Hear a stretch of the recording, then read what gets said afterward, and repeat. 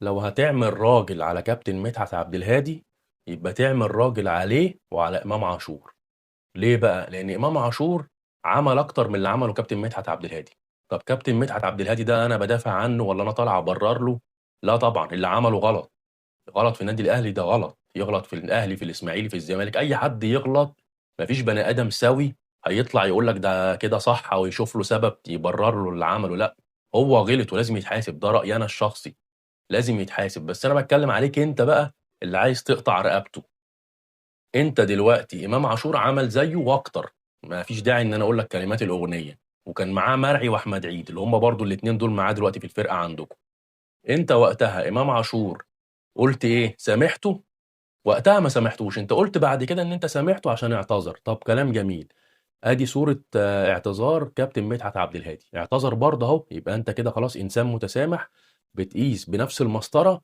يبقى زي ما بتقول ان انا سامحت امام عشان اعتذر، يبقى تسامح كابتن مدحت عشان اعتذر.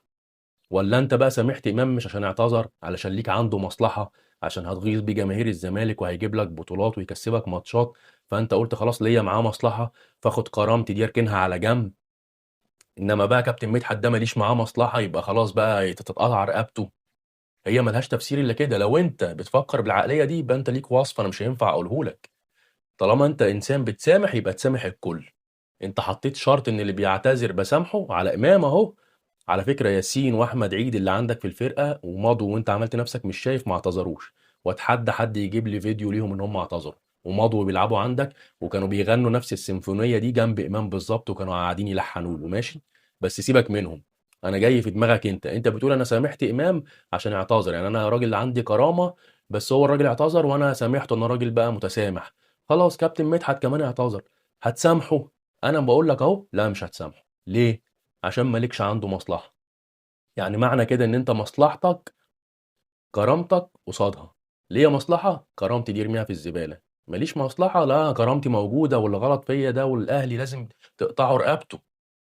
ما ينفعش. انت ليك وصف انا مش هينفع اقوله لك كده. عامل كل الناس حاجه واحده، يا اما يبقى زي انا ما قلت بقى.